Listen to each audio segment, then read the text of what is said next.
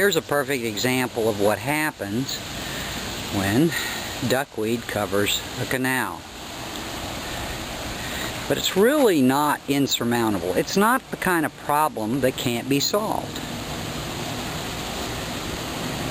As we're about to see, I'm going to show you how simple it is to do your share to clean up the canal.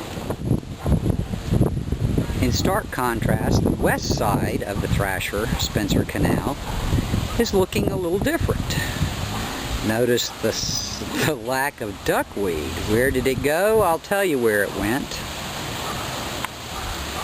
We have two relatively new residents in our neighborhood that are just literally scooping it out of the water. In a few minutes we're going to go visit Rex and Miriam, and we're going to see just how easy it is to achieve this result.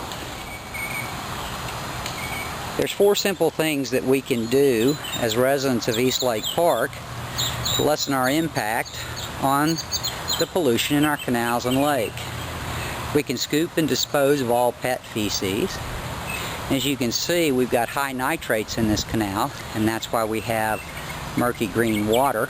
Part of that is because of pet feces coming in through the rain and stormwater runoff.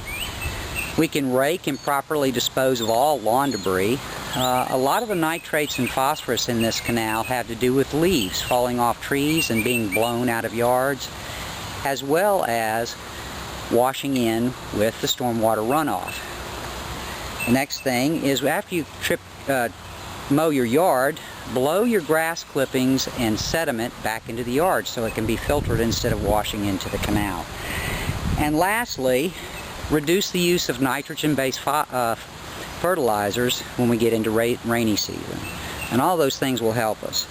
Now, today what we're going to talk about is how simple it is, especially if you live on a shoreline, to remove duckweed. A lot of people want to know what duckweed is. Duckweed, some people call it pond scum, and really all it is just this green stuff that grows on the top of the canal. In some places you'll see it completely cover the surface of the canal. As you can see over here where it hasn't been cleaned yet, it is completely covering, virtually suffocating the water underneath it. We have a special guest today. Miriam Baldwin is going to be showing us how simple it is to use any one of these tools to scoop the duckweed and any other debris out of the water. So I think Miriam's probably her favorite tool is going to be that pool handle there. And on the end of it, that is actually just a net that anyone uses to get leaves out of their pool. But this has been an extremely effective tool for Miriam and her husband Rex, and as you can tell, they've been working hard on this canal. Look at that. Look at that duckweed come out.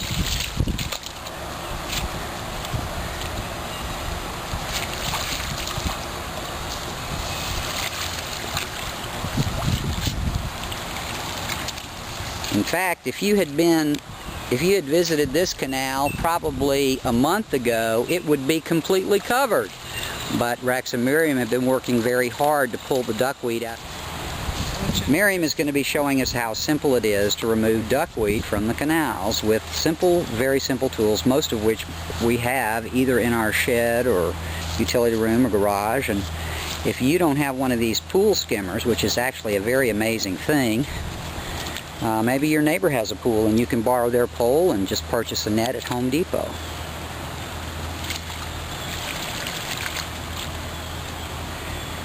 The thing about this duckweed is that in the wintertime, even though you may think it disappears, it actually does not die. It sinks to the bottom, stores starch. When the weather warms up and the water temperature starts to warm up, it'll start a process emitting gases, and it will actually float back to the surface next year and start growing again.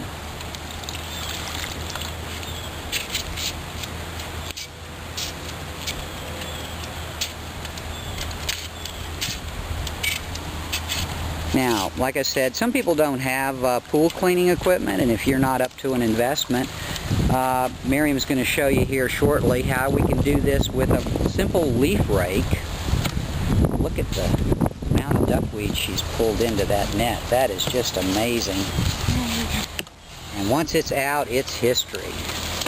Now the nice thing about this duckweed is you don't have to bag it and dispose of it if you don't want to. You can actually put it in your flower beds.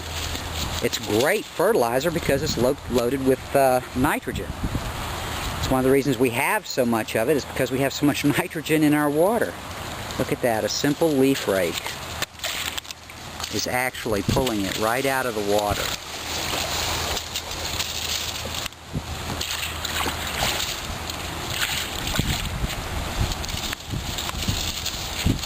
Look at that. And you can just simply pick that up and put it in your flower beds. Maybe we ought to think about selling this stuff as fertilizer instead of getting rid of it. I mean, this is really, really good stuff. Banana trees love it. Flowering plants love it. Your grass loves it. This next tool is just a simple skimmer from a pool. So if you don't have a fancy net, which I don't have, I just have the simple skimmer, but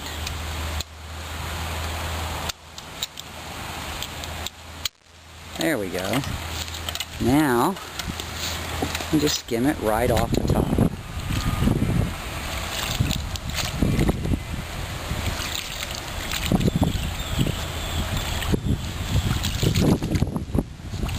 If you want to know why this canal is not as mucky as the other side is because Rex and Miriam Baldwin moved in. And they've been doing this pretty religiously for the last couple of months. I've got trash that way.